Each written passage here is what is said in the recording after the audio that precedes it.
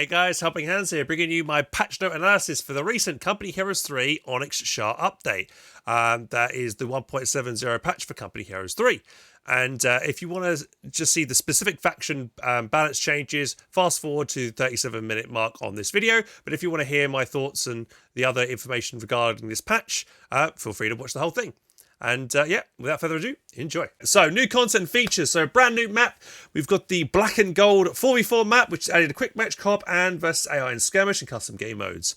An oil refinery and its oil fields sit isolated among the salt flats and creeping desert. Commanders will be required to break every tool in their repertoire, including towing, tank riding, and combined arms to take control of this vast space. We have increased the auto-match weighting of Black Gold temporarily to coincide with its release. This will be reverted in the coming weeks, so obviously you'll be more likely to play it, which I think is fine because people like to play the new maps.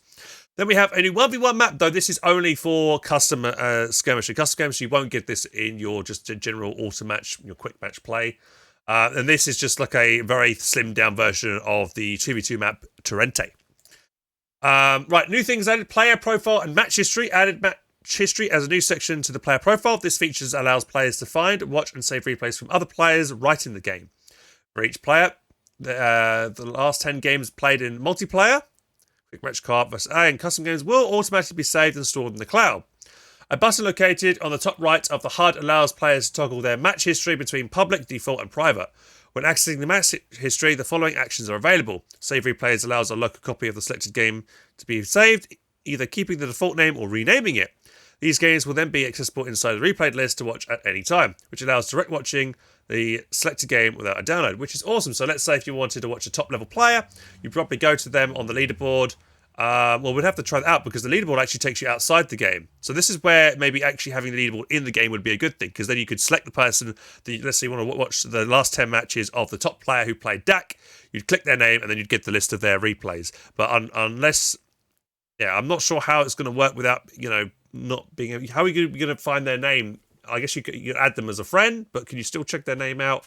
I don't know. It's definitely a reason why, leaderboards should actually be in the game and not on a web browser. If the downloaded match requires a specific mod to run, the mod is still available. It will also be downloaded with the replay. Past matches available in the player profile are subject to the limitations of local replays, meaning they will be invalidated when a new patch affecting gameplay data is released. Right. New battle group and commander points panel. The battle groups are a premium component of Company Heroes 3 and are considerably more complex than our previous games' iteration of similar systems. However, we felt we did not do fully justice to how they were represented in the game. For this reason, we decided to rework the battle group panel to provide a new, more refined, polished version that we are releasing in Onyx Shark, coming with a new design, improved art and overlay, and quality of life improvements. This is the first step of our battle group panel rework, specifically targeting the look and feel of the panel during RTS matches. As the battle groups, we felt that our commander point system could benefit from a visual rework. After all, we are talking about a unique resource type that is crucial to unlock some of the most powerful abilities and units in the game. We went back to the drawing board and, inspired by both historical assets of previous game titles and games' iterations, we designed a new commander points button. Our goal is to create something polished and new, yet familiar to our new players. So, added visual improvements. I mean, you basically, pretty much just this. So the commander points button looks different, and you can see direct arrows now going into the abilities you've selected. I guess it's nice, a bit, little, kind of touch up there. That's fine. Right, now we go on to random faction selection. Random faction selection makes its debut in Company Heroes 3. So Co 1 and Co 2 did not have this, or rather, I should say Co 1 I think had random faction selection, but Co 2 didn't. Players will be able to use it in quick match to search with all factions simultaneously with the goal of getting into match as quickly as possible. Matches and ELO gains losses will count towards the faction and the map type combination played. This feature will not be available in skirmish. To use a random faction, simply open the faction selection from the quick match lobby and click the random button. The last equipped battle group loadout will automatically be plugged in when queuing as random. To change battle group, select a different faction, just about group selection and select random. Random faction selection is also available when queuing as a party. The party leader will be only player allowed to select random, while the other party members will be giving a faction that is consistent with the side the party leader is eventually assigned, either allies or axis. This is the first iteration of random faction selection. We will explore additional improvements in the future as we monitor our matchmaking health. Right. So that's great. I think random faction selection, I'm all for. I like being able to just, because sometimes I don't mind what faction I play. I just want to jump into a match as quickly as possible. So that's great. Feature improvements. Audio improvements in Onyx Shock have targeted small arms weapon firing, vehicles, and specific voiceover moments. Rifles, submachine guns, light machine guns, and heavy machine guns were all streamlined to optimize the overall playback. In addition to sounding cleaner and more distinct, it also means there will be much less audio dropping where sounds were supposed to play but didn't. Additionally, the team has done an attenuation pass to these weapons. Our goal is to clean up the Co3 soundscape and create a more focused gameplay experience. This means you'll hear audio from things happening on screen as you scroll further and further away. The sound will be fainter and fainter. As the audio is more localized, it means you'll be less overwhelmed with the text happening all over the map, and it will provide a more understandable picture of the battle. You should have an easier time hearing what is happening and determine where sounds are coming from on the map. A similar pass was done for vehicles with a focus on optimizing sound playback and attenuation tuning.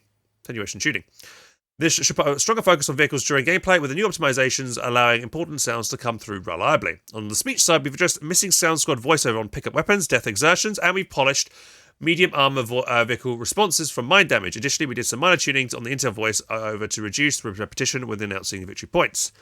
The audio work in Onyx Shark was focused on updating the foundation of the audio experience, which was unnecessary for any further audio improvements in the future. So that's just, hopefully this is just a general good audio pass over the game. As I've just read, things will be more reliable. You'll be able to figure out things more easily and reliably going on the map, and it'll just be less crowded with all the audio noises that has been an issue with Co3 so far. Italian campaign, I'm just going to leave it over here. I don't play the campaign, so I'm going to skip this, but I'll just leave it here for a second if you want to pause the video and read that. Okay, there we go. Same thing for missions. I'll just go over here. There you go. Right, multiplayer maps. Many improvements and bug fixes have been made across multiplayer maps, thanks to our feedback on the Company Heroes official Discord. Any further feedback is still welcome. Right, so Flamerville adjusted terror points to prevent squads capturing 2 locations at once. Rotated a central building to prevent it from only being accessible to the southern player. Yeah, I did mention that. When I first saw it, I was like, hang on a minute, that's not balanced. That needs to be fair. It needs to be both sides should be able to get into that building. Which is causing major balance issues. Both the mansion and its equivalent building on the south of the map have been replaced with more similar structures, rebalancing the number of windows available to players. This has also dramatically reduced player frustration with the mansion, which was unintuitive to play around. A tree cluster near the northern safe fuel point has also been replaced with a crushable hedgerow to better mirror the opposing southern point, which should enable easier drive for this resource point. Cool. Okay, Between Stalemate, the map has now improved accessibility, where we removed a building, restored more health to an adjacent building to counterbalance this, and added more cover to both sides. Cool, Road to Tunis. Road paths near the western HQ's cutoff have been adjusted to have 3-meter wide openings to enable vehicles to enter and exit. Yeah, that's definitely a good idea, because it was quite difficult for vehicles to path around there, if I remember right. Cover near the western HQ has also been adjusted to prevent the player from protecting their cutoff from cover to prevent them from constructing HQ buildings in this corner, which enables reinforcement too close to this cutoff. Minor adjustments to safe fuel points have also been considered to prevent them from being completely covered by a single heavy machine gun arc. New sight blockers added near Western HQ to prevent the HMG bunker from firing through rocks. Cool, somewhat. Buildings nearest the HQ cut-off points to parity by removing shot blockers and ensuring an equal number of windows. Yep, I called that out when I first saw that as well on that map. So I'm glad they've changed that. Cover near these fuel points have also been adjusted to directly counter these buildings.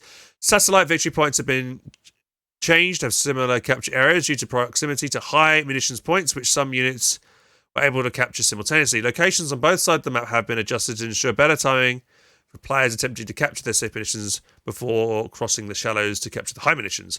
These were previously unbalanced. Okay, cool. Right, safe as cover blockers to remove parity. Cool, yeah, nice. Northern cutoff road has been widened and wooden fences swapped for stone walls. But yeah, just generally some better balance changes there. A new atmosphere on twin beaches and transition has been added, better suited to the dramatic environments this map was designed to mimic. Updated the map's ambient audio to be more appropriate for the Italian countryside. Okay, cool.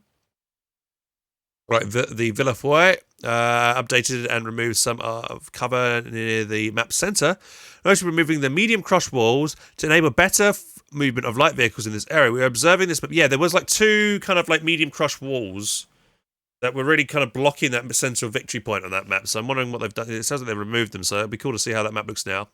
Right, Campbell Convoy updated various rock formations and cover positions to improve the flow of the map, especially to the east side of the central victory point. Rock formations near the central victory point have been reduced in size, and infantry only path wide except all units. Sick. That's very cool. Day 101 adjusted the capture point, which has become obscured by foliage unintentionally. Introduced 2 new infantry only pathways between the central fields and the city to improve movement and flanking between them. Added light cover parity near the southern victory point. Right, outskirts updated territory point to prevent a single squad from capturing 2 points at once. Yep, cool. Eindhoven, a new atmosphere has been added to add striking content. Yep, Trente, piles of rubble and route to the central church have been updated to provide a smoother route of access. Weapons were struggling. Gothic line updated trucks to have correct cover and sight blocking settings south of the map. Also, update HQs to face the map centre as some were skewed, causing retreating units to choose odd rally points. Right. Quilla, a new atmosphere has been added. Again, a new atmosphere. Updated cover on the map to be more balanced. Yep. Mothram, update pathfinding covered by map-wise. Several areas have been improved for AT guns, mortars, and HMGs due to their inability to vault. Sight blocking added and improved in the map's north near the central victory point to create more distinct and fair engagement. Yeah, okay, blah, blah, blah. Monte Cavo. Anything done here to change the slopes and stuff in the centre? This is one of my least favourite maps that I have vetoed right now. Remove timer for the first atmosphere Monte transition. This delay when triggered, causing the lighting to snap unnaturally. Adjusted cliff walls near the first west side. Opening a large route into the area. Good. Citadel updates defensive map using new sandbag access, reducing the effectiveness of overpowered buildings by blocking windows. Cool. 2 sweatlands. Vehicle wrecks to meet the African aesthetic.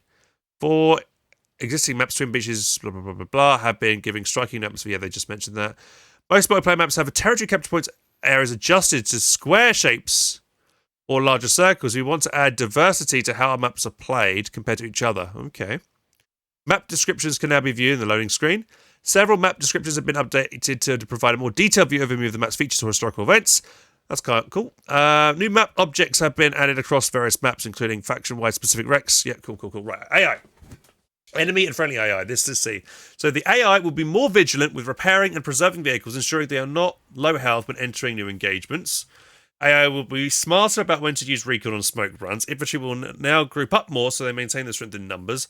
Infantry will be less focused on backcapping points. Easy AI now has a 50% resource penalty across the 3 resource types. Jesus. Okay. But okay, I mean, yeah, if they manage to keep improving the AI, that's great. But I'll believe it when I see it. I still feel like AI is incredibly bad throughout all company heroes. It was so predictable and easy to beat. Game, lobby, and loading screens. And a new tooltip appearing when hovering over matchmaking queue percentages while searching for a match in quick match and co-op versus AI. This tooltip shows the detailed distribution of players across different map types when more than one is selected. Resource victory points and player start locations now appear in the mini-map in the custom game browser. Nice. Resource and victory points now appear on the mini-map in the replay browser. Yeah, nice. Map descriptions and resource points will now appear on the loading screens. Hell yeah. Updated game lobbies to better inform players on random versus fixed locations. When random lobby is selected, the number will disappear from each player's slot and a question mark will appear on the minimap instead of a number on each player's start location. Friends lists is now sorted by status online rather than offline and then alphabetically. Improve the flow of the recently played tab by identifying if friends are still playing previous match stats or if they are out and unable to join the party. Rendering. The maximum image quality setting will now disable the terrain quality degradation on camera movement.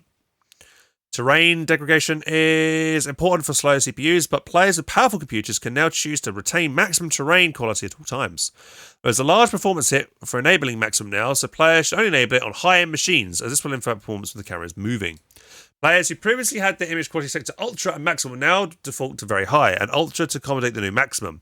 This can be manually changed after you launch the game. Alright, we might try that, but I'd rather have higher FPS than, I guess, a little bit better graphics. So anyway, but that's cool. Okay, I guess.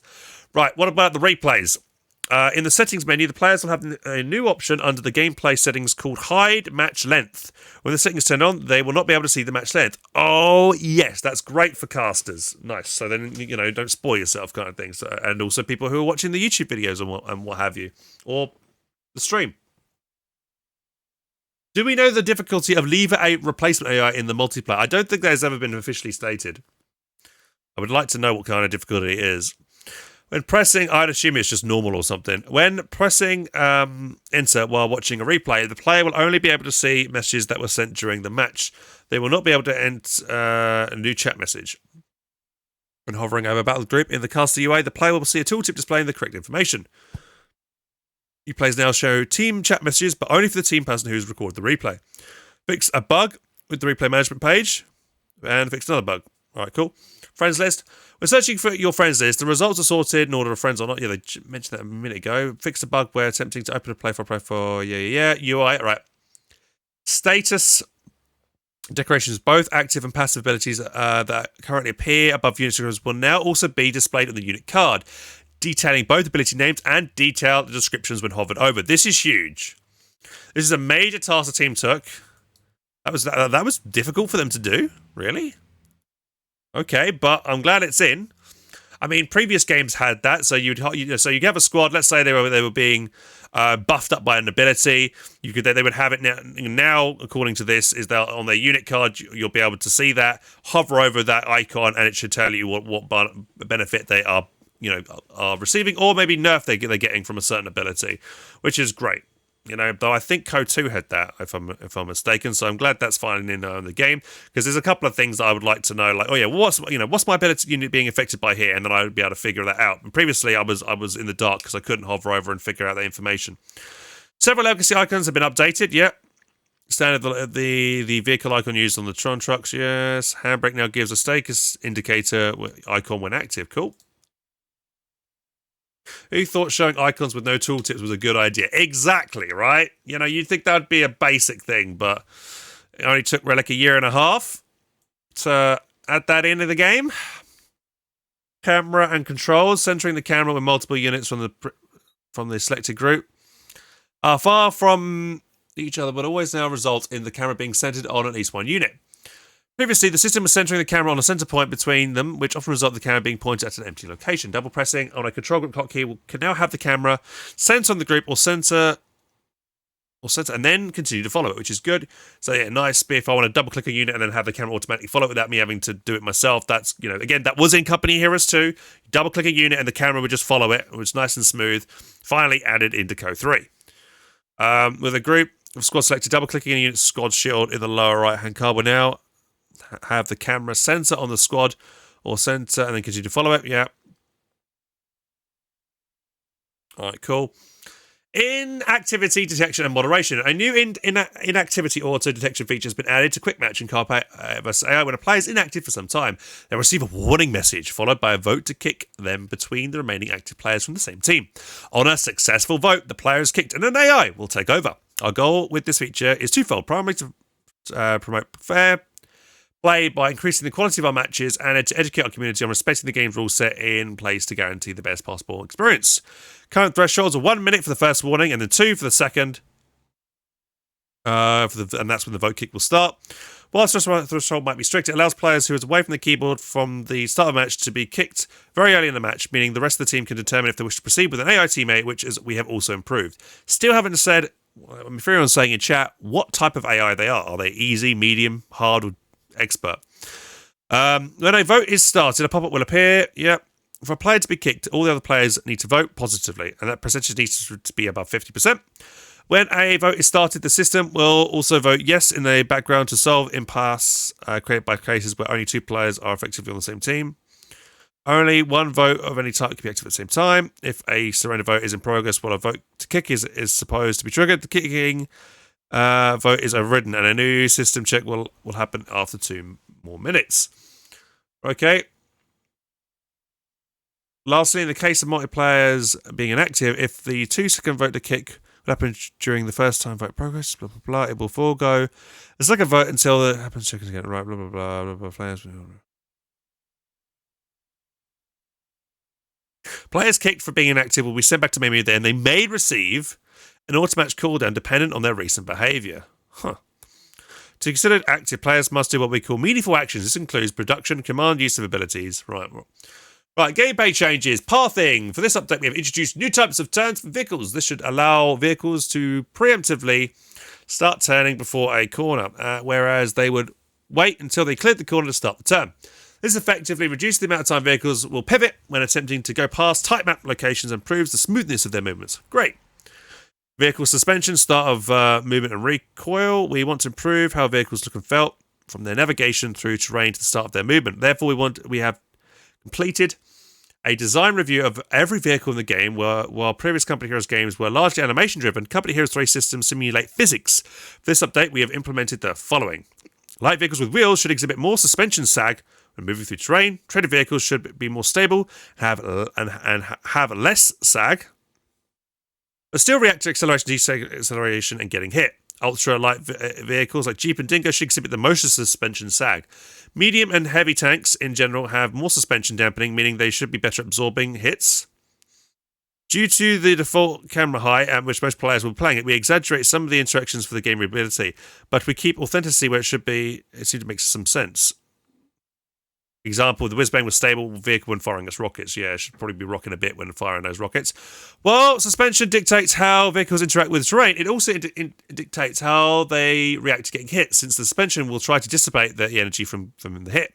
In addition, in general, we wanted vehicles to react more strongly to getting hit, which means suspension systems having less strength and dampening. For our heavier vehicles, we have adjusted them to balance themselves quicker, to give a feeling of their stable and heavy nature. We've also added some new physics interactions behind the scenes.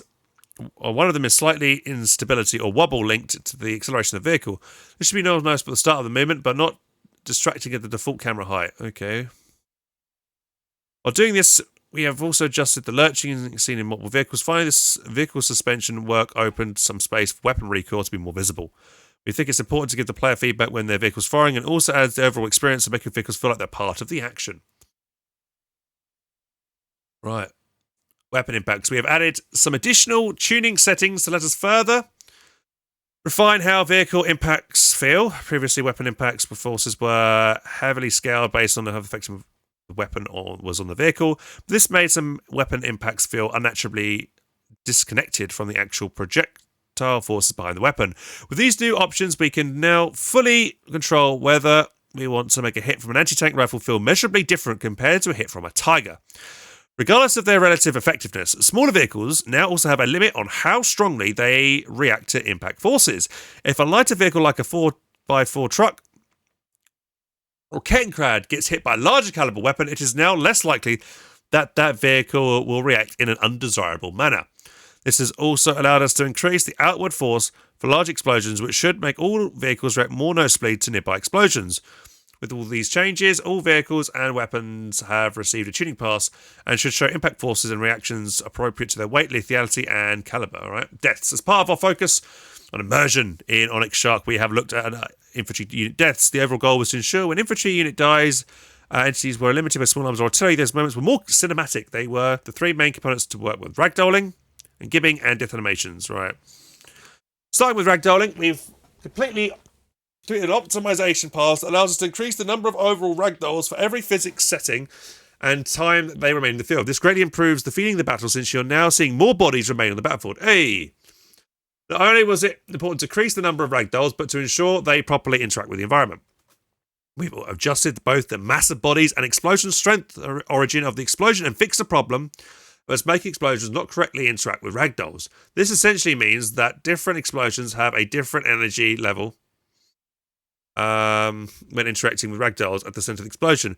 Should there be more force instead of a side-to-side force? An additional change we've made is that ragdolls should now preserve the velocity of the joints previous to their death. In practice, it means that soldiers that were running will retain some of their velocity instead of just falling on the spot. Finally, soldiers will now drop their weapons when they die instead of disappearing, and these will react to explosions. Cool. Moving on to the gibbing. These have the same problems as ragdolls, as they were not interacting with explosions in the way that we wanted them to. For gibs, we have, so for those who don't know what gibbing is, that's like, you're seeing arms and legs and heads flying around, We have adjusted their mass so that in general they fly higher than ragdolls, and we've made changes to percentage gibbing versus ragdolling depending on the explosion. The explosion causes more gibbing and less ragdolling than before. The last piece of the puzzle is in our death animations. We noticed that when soldiers died to both small and arms and artillery, they often died in the same pose. For this update, we've added new animations for infantry death and adjusted the randomness before they ragdoll, so that everything feels more natural and soldiers will not always die with the same pose. Cool. Right, on to camera shake. Camera shake is something that we've felt sort of was missing. So we reviewed our different weapon effects to match their expected feedback. Our focus with this work included hitting enemy vehicles should feel more satisfying. Big moments like heavy artillery should feel more epic. Increase player awareness around the action, especially if directly outside their camera view. Certain weapons should feel like they have more punchiness to reflect their power level. Destroying vehicles should both have better feedback and be more satisfying. While we think the points above are important, we also acknowledge that some people prefer their experience without camera shake. For those that don't want as much or any camera shake, we've added a setting which allows you to select the value from 0 to 100%. Regarding some of the important changes, different camera shakes, vehicles death, yeah. Okay, cool. So, camera shakes. Right, let's move on. Towing. Now, towing, I suppose it should be a lot more snappy and more reliable now.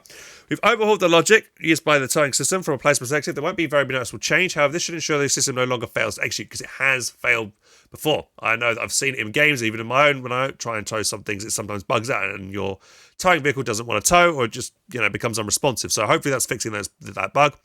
We've used the heavy reliant on towing, so we expect to see more usage out of those in the future. The problem with the towing could be qualified under two different categories. One of them is the ability failing to execute, and the other is general responsive, even working as expected. With the tradition, you expect the following.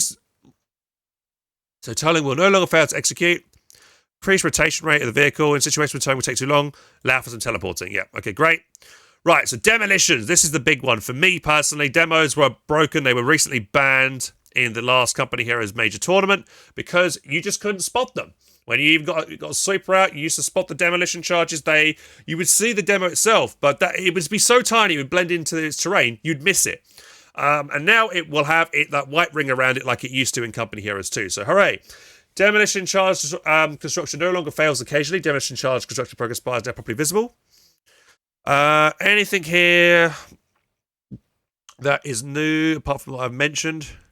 Funnel the experience points and kill count to the squad who applied the charge. Cool. So this will buff up, those commandos and gustatory when they're applying those demo charges, so they could get veterancy faster, which is cool if they get a successful demo charge off. They'll always have visible reticle. Yep. So this is the that white ring around it. The update's live, is it? Update. Click that update button. Nice. I thought it was going to release the 6th. Thank you for letting me know. I'll start the update now while we continue reading through the patch notes. Right. Minesweepers are no longer required to reveal demolition charges, as they are now visible as soon as they enter the enemy's unit's detection range. For them to be revealed, units need to be close enough to the demolition charge and to have direct vision on them. If a demolition charge is close enough to a squad, but on the other side of a side blocker like hedgerows, it will not be revealed. So, okay, that's good. The only exception to this logic is represented by hidden demo charges, which are not revealed by enemy proximity and require a minesweeper unit.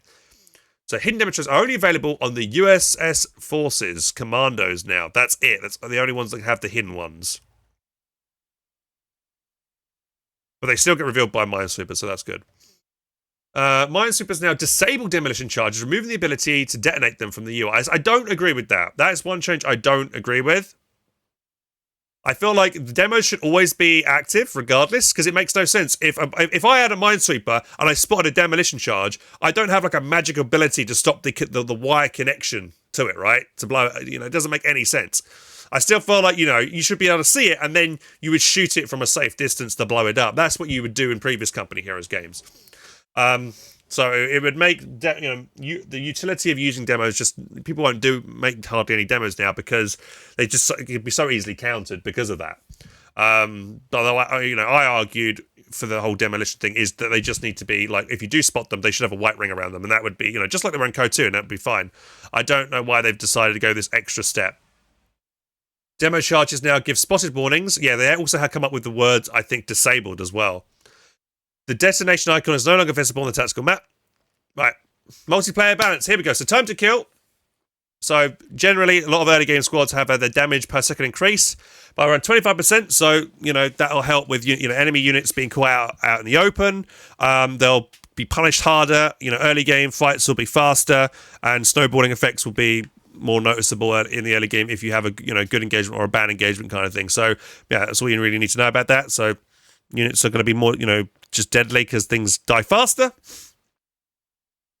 Right, construction part. Infantry units constructing structures, buildings, or defenses now take 50% more damage. I thought that was already in the game, but there you go. That's now official. Tank riding, load time standardized. Max load set from 5 to 1. Minimum load time, 1 to 0.5, whatever does that mean? So tank riding is clunky. Okay, and we are significantly... Okay, basically it's faster now. Speed bonuses for infantry.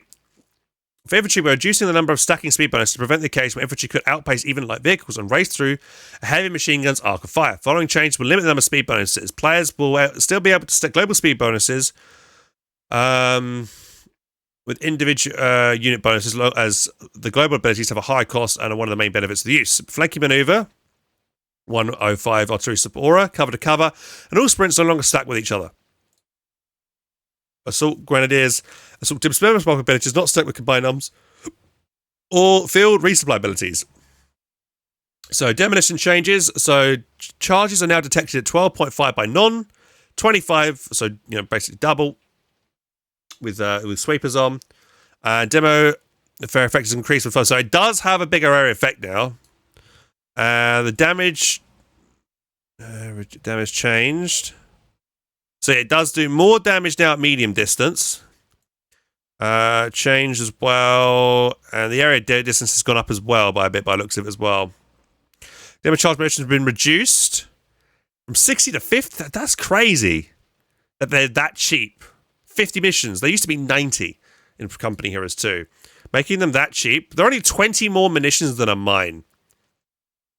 So they're actually now they're still really cheap. I can still see people putting them on like a line of sight blocking corner and wait for your opponent comes around the corner and they're too slow to react and you pop the explosion and you kill it. You get a big wipe.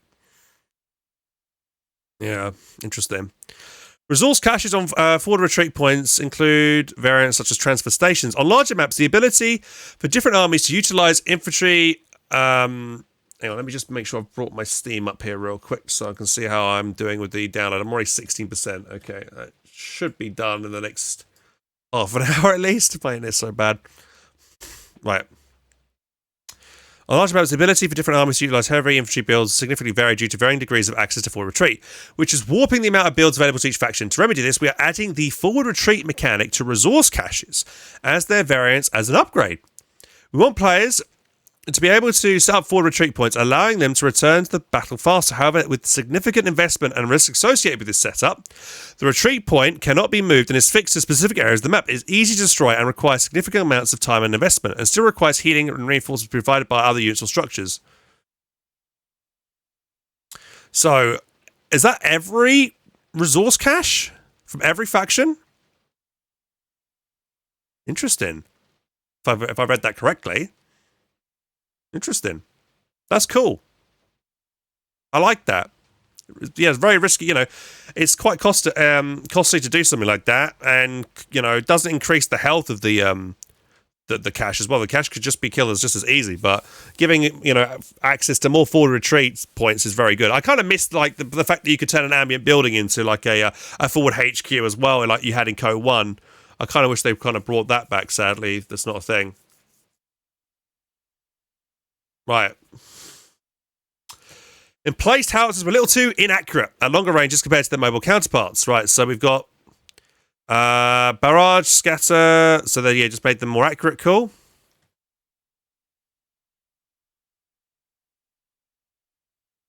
Mortar teams, the importance of cover with faster time kill. Mortars were too potent against the increased number of stationary targets. We're reducing the effectiveness of their auto-fire to make mortars less effective while idle, while maintaining the current effectiveness of barrages against stationary units. So, yeah, the auto-fire takes, I imagine, 2 more seconds to fire. But barrages are still going to be, just as fast. and as normal as they were. But it's just not, yeah. So I think that's fine. I like the idea of not rewarding people for being lazy. Because if you just put mortars on and just let them do the job for you, you shouldn't be rewarded for that. You should be rewarded for utilizing their barrage ability and stuff and making sure you get some good utility out of them. So that's cool. Right, on to heavy machine guns. Because heavy machine guns often suppress targets, reduces their damage output, these units took a little too much time to gain veterancy, but often they were cleared by vehicles, artillery, or flanking infantry. Requirements allow for fast veterancy and are adjusting heavy machine gun veterancy to be a little more potent. Furthermore, all team weapons are having their accuracy replaced. They received accuracy replaced with health bonuses, as these units are often engaged by indirect fire and weapon-based cannons, making veteran units too hard to keep alive against artillery and stuff. So that's great, cool. MGs are more durable, and they will gain veterancy faster. Sweet. So yeah, they gain health and reload speed, burst length, suppression. Cool, right. More teams. There you go, there's the change to that. Health, cooldown. All other weapon teams. So for all infantry-based team weapons not mentioned above, the received accuracy bonus and health bonus have been replaced with the following. So there you go, just more durable in general. The Centaur, Bulldozer, Sternpanzer, or Brombar. Deflection damage reduced from 50 to 25. These units were dealing too much damage to vehicles and deflection hits, reducing the importance of vehicles' armor. So they'll just do less damage to armor when firing on enemy armor. Field defenses. The following changes have been made to both single player and multiplayer. Sandbag and wire reinforcement barbed wire are now selectable and attackable. Standardized field defense health and armor constructiles different factions. Lower sandbags armor from 35 to 25. They can now be damaged by small arms fire.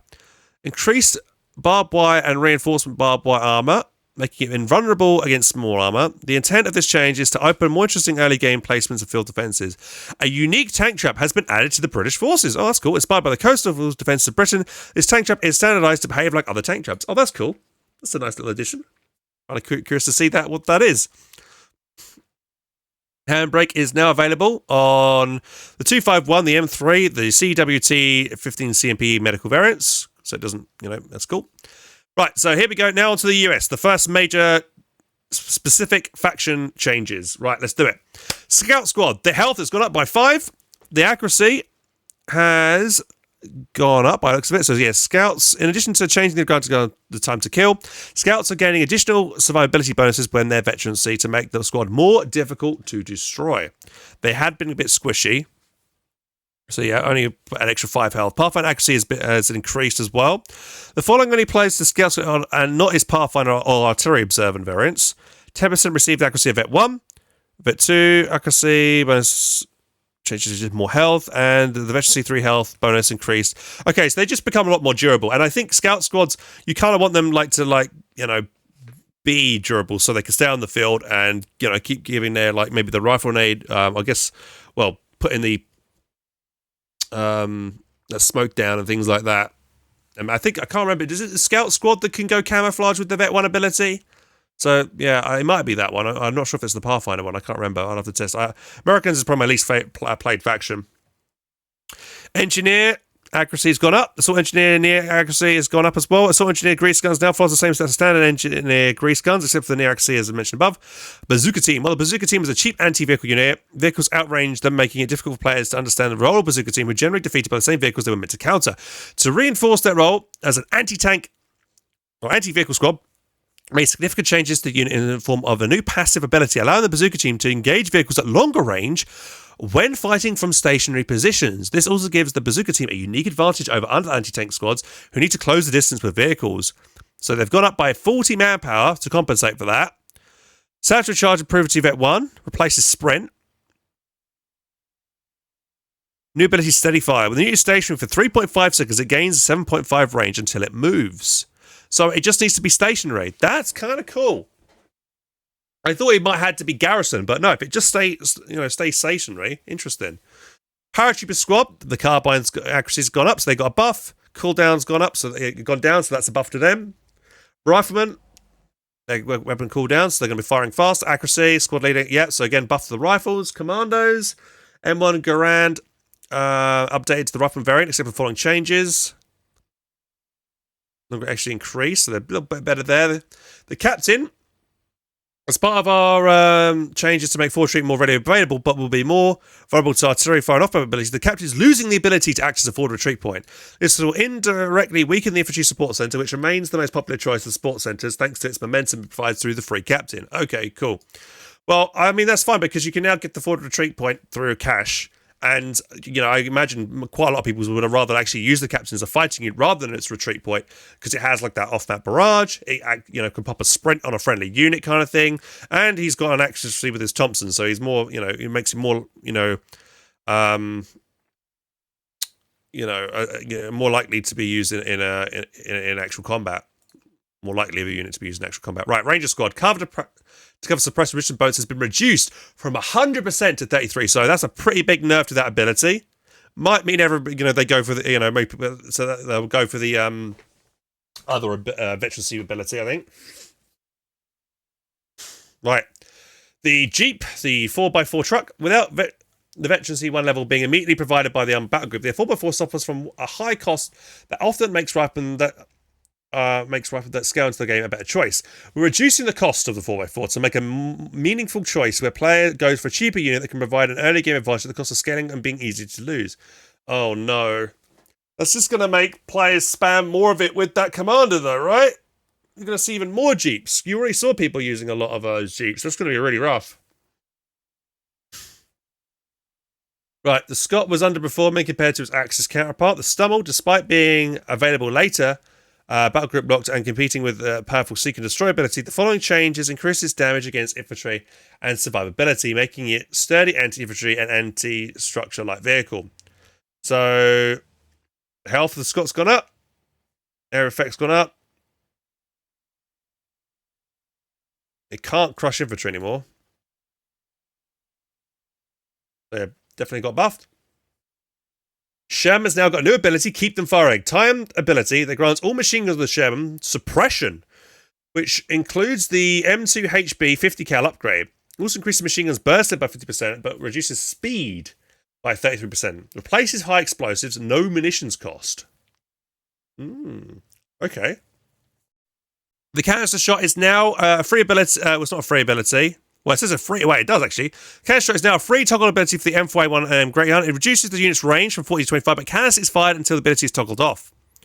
Canister shot off the ground is a weaker version of the Sherman, so this makes it really good. Like, you just get the Sherman right up close in against a group of infantry, and you just you just have it on. You just constantly got canister shot. That makes it... I think that's going to be super crazy. So we'll see. Like, normally the canister shot was like you spend like 30, 40 munitions, you pop it, it fires, you get good value for it, and then you're back to firing long range. But that's a permanent ability until you toggle it off, which could be crazy. That might be too strong now. Right. H weapon armor piercing rounds, the Hellcat, the Easy 8, and the M180 tank gun. We want tank and team weapons positioning to matter during engagements. The current benefits provided by these types of abilities on top of the increased damage made it too easy to punish heavy tanks like the Tiger from the front at long range. We are removing the automatic penetration mechanic to make tank armor still matter to an extent when the abilities are active. The penetration boost, however, is still significant, particularly on units with very high penetration to begin with, such as the Hellcat. No longer automatically penetrates enemy armor. Okay, that's good. So it gives, I guess, Axis armor, things like the Tiger, you know, just generally Axis armor in general, more chance to survive like dives with armor pens popped on. I think this doesn't see this applies to maybe the British little anti, the 2-pounder, because the 2-pounder still pens regardless within its abilities on, so that's interesting. Might see a change though on the patch notes here for the Brits. Air support center delay has been reduced, so that will come on faster. Munition surplus. The current implementation of munition surplus requires the player to purchase it early to gain the most benefit from munitions discounts. This is made extremely powerful in the early game, but it also made the upgrade scale poorly once all infantry units were upgraded with the cost. Until a unit was lost. We're changing munition surplus to now affect abilities and buildable objects like mines. This reduces the immediate power of the upgrade, but allows for long-term benefit. Oh, wow. So that's going to be cost increase from 100... Okay, so it's gone up by 10 fuel, but now it makes demolition charge and mines cheaper as well. Oh, dude, and this is the ability for the infantry support center. So we're going to see even more mines from American players. That's going to be nasty, dude. Like, you thought the coastal mine spam was bad. Now you're going to have to deal with the American, especially with, like, riflemen, I think, being able to plant mines as well. Okay, War Machine's gone up by 1 command point. So as the Easy 8s. All right, now onto the Wehrmacht. Grenadiers got a buff as well. Pioneers, right. Health of Pioneers has gone up by 5. Pioneers are receiving some minor adjustments through their veterancy. Increase their survivability with each veterancy as the game progresses. And despite the units in low unit cost, it was too easy to destroy veteran Pioneer. Yeah, I agree, 100%. Yeah, Pioneers just in general suck really badly. So their accuracy has gone up. Veterancy, so 10% received accuracy increased to 15%. Vet 2 gives them 50% accuracy bonus to plus 10 health, and then Vet 3 gives another 15 health. Cool. Jaeger's accuracy gone up. Scope cooldown is reduced, so they're going to be more accurate. Scope rifle damage also gone up, so Jaeger's going to be better. Coastals, their firing time has been reduced, so they're going to be more firing faster. Yep, cooldown as well. Rifle accuracy has gone up as well, so Coastal's got a buff. Cool.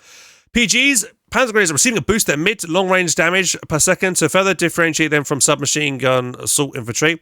Want this unit to fight from cover with their assault rifles and only close when there is an opportunity. We've also replaced the Vet 1 ability to push forth their rods of medium range damage that needs to be positioned correctly for the ability to be most effective. Okay, assault rifle accuracy has been increased on the mid range and on the long range. Long range cooldown has been decreased by 50%. New ability, automatic fire. When activated, the squad gains increased weapon burst length and cooldown every 3 seconds to a maximum of 100%. Speed is reduced by 10%. Every 3 seconds to a maximum of 50%. Last 20 seconds replaces sprint. Okay, so like that text says there, they're going to be more encouraged to maybe be like a unit that sits at medium cover, like medium distance and green cover, activate ability and hold the line kind of thing. Interesting. The full pose, accuracy again buff. Ken Crab is too effective at scouting thanks to its camouflage, keeping it safe from the majority of threats. Can no longer camouflage when using its reconnaissance scan ability. Oh no, not my secret strat. No, well, it's not really secret, but my strong strat. And the vet requirements have gone up a lot as well. So it used to vet up really, to be fair, yeah, I think it vetted up too quickly. So that's kind of okay. So yeah, it used to get like, so now it takes about the same amount of time it takes to get Vet 2.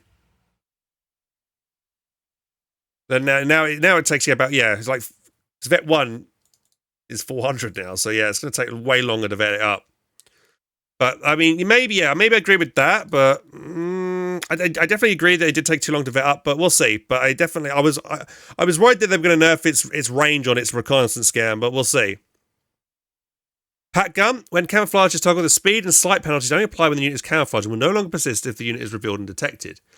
The 221 machine gun damage has gone up by 0.6. The Brumbar now has a new ability called Shattered Will.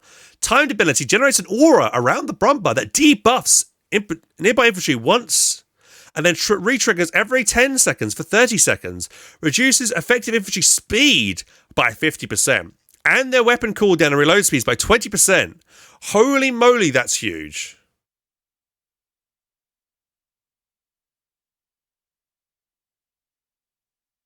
Re-triggers every 10 seconds. How long does the ability last for? It says last for 10 seconds, but then it lasts for 10 seconds for 30 seconds. Hang on. I will be uploading this to YouTube if you're missing my thing, but this is cool. This is going to make the Brumbar as a anti-blob, anti-infantry unit even more impactful with this kind of new ability. That's cool. So yeah, this would be a really good answer for like something like the Ranger spam and stuff, and we're seeing lately. Shattered Will. 50% infantry speed to stop them charging at you and things like that. That's cool. Right, the 20 flak emplacement. We're lowering the cost and population of anti-air emplacements. We do not want these emplacements to be very powerful on their own, but their current high costs make them compete with more powerful mobile options, and their stationary nature means that they are inevitably destroyed by concentrated assaults. The flak emplacement is having its range reduced in exchange for increased health and armor to match recent changes to the Bofors. We want anti-air emplacements to support existing battle line, which requires other units to be nearby to support them. So their armor's gone up by 5, health's gone up by 120, reduced pop cop, and range has gone down a bit. Designated defensive line is gone down from 70 to 50, so I think that was the coastal ability there. That's gone down, made it a little bit cheaper. Okay, the anti-tank and bunker. Now they take up a population cap. And they, with an upkeep of 1 man... Okay, so this will stop the huge amount of spam that we've been seeing from the coastal players. So you won't be able to spam as many anti-tank bunkers and command bunkers down, which I think is probably a good thing, because it was a bit ridiculous how overpowered and broken it became kind of thing. So, yeah, I think that's a good change. You'll still be able to build a few of these bunkers, but you won't be able to build like an entire freaking like Siegfried line type thing. So that's cool. Right, Luftwaffe Rally Point replaces the Luftwaffe Combat Group. Ooh. 2 command points and costs 200 manpower to build. Allows Fallschirm units to reinforce around the rally point with a 50-meter range.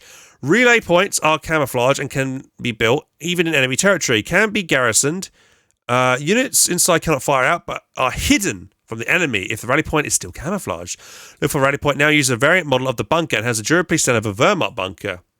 That was a really big ability for the Luftwaffe Combat Group, was the Wirbelwind and a Jaeger calling. That's gone.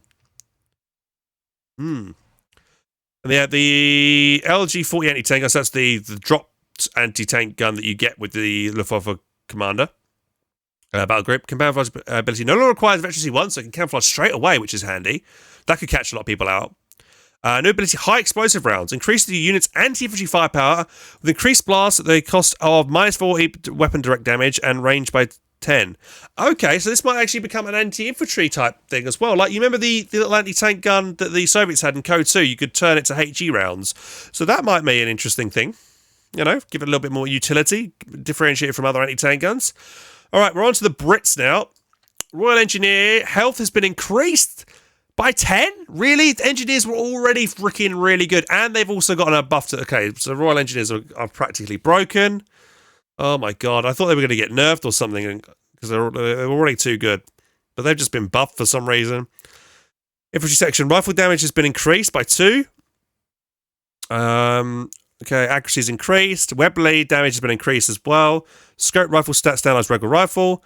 Accuracy set. Maintains the increased accuracy against units in cover and weapon penetration that currently exists. Bren gun cost has been increased by 10. Australian infantry has been increased, so has their rifles, and scope damage has also been increased by 14 to 16. Vickers HMG focus gunnery changed to a toggle ability and does 10 range, 15 vision, minus 50% weapon arc, removes area suppression. Okay, but it does give you the extra range, which is going to be useful. And then the 2-pounder has requirements set. So what was it before? Okay, we don't know what change that is, but there you go. 6-pounder, anti-tank gun, 17-pounder, and the mortar team. New ability, entrenchment. Toggle ability that entrenches the weapon team over 5 seconds, forcing it to set up and remain stationary. When complete, the unit takes 25% less damage and fires 15% faster. Unit cannot move or reface when the ability is active, except for mortars, which can rotate. Weapons disabled when entrenching replaces all Veterancy 1 abilities for the listed units. What do we think of that? How long does it take for them to entrench so that they can turn? That's what I want to know. I guess we'll have to test that. Interesting. Right. Onto the CWT anti-air truck. The anti-air truck has struggled to find a role in the British light vehicle roster. Its combat role is too similar to the Humber, with more downsides in the form of less armor, sight and speed, and backward-facing turret. We are reworking the anti-air truck to now fit a defensive role that wants to be screened by other units where it can safely provide anti-light vehicle and anti-infantry firepower from a safe distance. The increased range and damage should now give this unit a unique playstyle, a difference from other light vehicles. So it's the upgrade for that ability is cost 15 extra missions. When the unit is stationary after 3 seconds, range increases to 50 from, doesn't say, range bonuses remain even if the vehicle rotates and pivots. Moving from its current position removes the range bonus. Base range has been reduced from 40 to 25, so it goes up to 50 then. If it stays still for 3 seconds. That's cool. So that's going to make it a pretty... I might actually, give this a go then. This might be better than the Humber, potentially, if we can utilise it pretty well. Area of effect damage increase. Well, yep, better. Now deals additional 5 damage against vehicles. Cool. Anti-air range adjusted to max. Maintain current AA range when stationary. Nice. Handbrake ability added. Locks the vehicle in place. New ability fragmentation rounds. Increase the area effect radius by 3. And have increased accuracy and damage against units in cover. And replaces suppressing fire. That's really good. So if you want to try and break someone out of cover, pop that on. Very good. Right, onto the Crusader. The Crusader is being adjusted to be a fast-firing tank that excels at taking out lighter vehicles or flanking heavier targets. These changes will give the Crusader a more defined role in the British tank roster as a cheap, high damage per second unit that is somewhat fragile if it is not using its speed and mobility to its full extent. Anti-infantry performance has been reduced to accommodate for the significant rate of fire increased. Right, the upgrade to the Crusader has been reworked to be a role change that gives up its anti-infantry performance to be a dedicated anti-armor vehicle that's due to be used in close-range flanking attacks or for chasing after wounded vehicles. So the 2-pounder reload speed has been sped up. The model damage limit has been decreased from 3 to 2. Area of effect near damage. Okay, so it's gonna be even better before you give it the upgrade now against infantry. So that's cool. Interesting. Might give that a go. Fires faster. Right, the Crusader 6-pounder changes though. It's been made 50 munitions cheaper. The reload has been sped up. Area effect has been reduced. So this is nerfing its damage. Yeah, it's getting nerfed against infantry because there's area effect here. So yeah, leaving as a 2-pounder again. Better against infantry, and the 6-pound upgrade just going to be better against tanks. So just kind of like more clearly defined those 2 upgrades there for these balance changes there. Thanks for the follow there, Sarah Watt. Right, onto the Churchill. The Churchill is gaining increased frontal armor and a lower maximum reload time to help the unit both offensively and defensively. Frontal armor has gone up by 40, and the reload time has gone down by 0.75 seconds. Okay. The Bofors. Right, the Bofors armor has gone up by 5. Cost has gone down. Cheaper by 60 manpower and 10 fuel. The penetration has gone up considerably, and its population cost has gone down. So yeah, Bofors not bad. We do want these places to be very powerful on their own, but their current high cost makes them compete with more powerful mobile options. Pretty good. So that's going to be pretty good against light vehicles now. Smashing like 8 rads and Carros and things like that. Artillery tripwire flares can now be planted in any location. Alpha Nova, thank you for the follow. Cheers, buddy. I might just turn my alerts off while I go through these. Sorry, guys. Can now be planted in any location following traditional mine placement. Detonates like regular mines that detonate when walked over. Flare and artillery effects remain the same. Artillery saturation now increases the shell count of off-map abilities by 2 for perimeter monitor and airburst barrage. Tooltip updated to state the indicated number of shells. Cool. Right, so the BL 5.5 artillery emplacement. Shell count standardized from 4 to 7. The charge time increased, so it takes longer to fire. 15, but its scatter has been reduced, so it's going to be maybe more accurate. Hang on. So, like a specific niche and advantage of other houses, while it did more direct damage than 105's, its lack of total damage potential made it ineffective against defense positions. The following change is to make this artillery unit excel in denying an area for a long period of time and bombarding defenses. Okay. Designate target. We made adjustment to designate target. The debuff was too powerful for its price, but you still want to keep this ability as a fairly cheap alternative recon artillery. To compensate, we further reduced the price and increased aura debuff's range. The munition cost has gone down by 10. The range has gone up, but the debuff rate has gone down to just 20%. Right. The carpet bomb has been made more expensive from the air and sea by 30. Naval bombardment has gone up again by 25. Also 1 extra command point. 25-pounder artillery fixed an issue with the 25-pounder HQ could get destroyed, apparently. I didn't know that. Right, we're on to the DAC now. For all you DAC lovers out there. Panzer Pioneer buffed. Basically, okay, so it's just generally all infantry, standard infantry, seem to be getting this accuracy buff to help with the time to kill. The Panzerjägers can no longer be upgraded with the MG34. I never normally wasted the MG upgrade on the Panzerjägers anyway. I thought it was a strange choice. You know, I mean, how many of you guys upgraded the MG34 on your Panzerjägers? I didn't really. I pretty much never did that, to be fair, because it was, and I think that's probably a smart idea to remove it. So there we go. On to the Assault Grens. Right, Assault Grens are receiving a major change to differentiate themselves from other short-range assault squads. Assault Grenadiers will now receive a significant bonus when they disembark from vehicles as a passive, emphasizing the Afrika Korps theme as a mechanized faction that wants to be transporting its troops into combat. So the health is increased back from 100 to 110. So they've lost 10 health, if I got that right. Or have they gone up to 10? No, maybe it's gone. It says it's increased. So it's gone up to 110. Health bonus veterancy 2 removed, but smoke grenade now needs Brevet 1. Tactical assault veteran ability move. New ability assault disembark. When assault grenadiers disembark vehicles that are in combat, the squad gains a 40% speed bonus. Grenade recharge times immediately reset when the ability begins, and are made free for the ability's duration. Grenades are free? What? Grenade recharge immediately reset when the ability begins and made free. So what if I just, like, kept on jumping back into the 250? Would it constantly reset it? And I could constantly just keep lobbing grenades? I would have to test that. Last 10 seconds with a 60-second recharge time. Okay, 60-second recharge time. Well, that's still kind of insane that the grenades are free, though. Pretty cool. Crash and Shoots Motorcycle Team. We want to distinguish the Crash and Shoots from other ultralight vehicles in its play pattern. With more authentic movement, players will need to plan their exit with the Crash and Shoots and to advance, as it can no longer reverse to escape every situation. But its rear armor has been doubled to make up for that. Yeah, also vehicles can turn faster, so that's fine. The 250 with the general increase in lethality, the 250 is gaining increasing firepower and stationary. We're lowering the movement accuracy of this unit, so it still remains a support vehicle that should be in conjunction with infantry rather than a fast vehicle.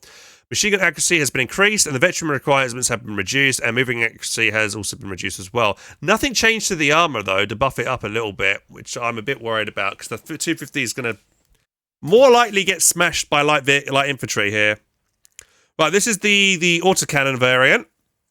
The 250. We've reworked the 250 to be an upgrade over the standard 250, which retains its utility, but before it was just a lighter 8-rad than a heavy transport. Right, the 250 is now a slower but more durable troop transport.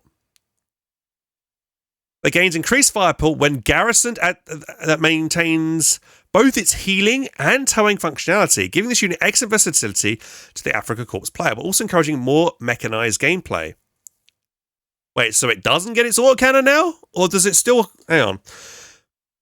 Veteran cards have gone down. Speed's reduced. Acceleration, deceleration reduced. Health has gone up.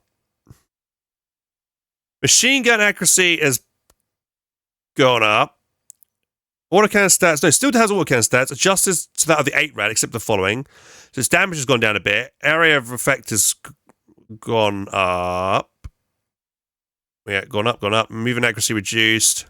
When the 259 is unloaded, the weapon cooldown is set to 0.9. Can now use the distribute medical... Okay, that's good. Can be garrisoned with a squad. When garrisoned, the half-track rate of fire is sped up. Interesting. New ability hit and run. When the half-track is damaged and reach 75% health or below, the unit gains 30% speed and 30% acceleration for 20 seconds. Recharges after 40 seconds when triggered. Replaces terror tactics. Huh, okay. Cool. I think I might give the 259 a go now. This is the cannonade, the 105, 28, the field how is the Italian house thing, right? You know, auto-fire at targets within range 150 and are in arc of its fire. Barrage range has been reduced by 25, and its scatter has been reduced. Right, I guess that's it. Bug fixes, audio, and general gameplay. Yep. Slowly scroll through that. All right, there we go. Let me just finish my update. So that's the patch notes there, guys. Interesting. Some different, more changes there to certain units than I was expecting there. What are we thinking? Looks awesome. Yeah, I'm liking some of these specific cool changes to certain units. I'm liking the fact that now every faction can convert a cache or upgrade a cache now into a forward retreat point, which is pretty cool. I wasn't expecting that. That's really sick. The Brumbar ability is going to be cool to try out. So yeah, things I want to try out. I want to try out British entrenchment on some of their anti-tank guns. I want to try out the anti-air CMP truck, or CWT truck now. Brumbar I want to try out. And also, yeah, the 259 autocannon upgrade I want to give a go now. So guys, that's the end of the video, and I hope you enjoyed it. And if you did and want more content, check up over here and over here. And if you want to subscribe to the channel, make sure to click the button down here. To catch you in the next video, guys, take care, and I'll see you soon.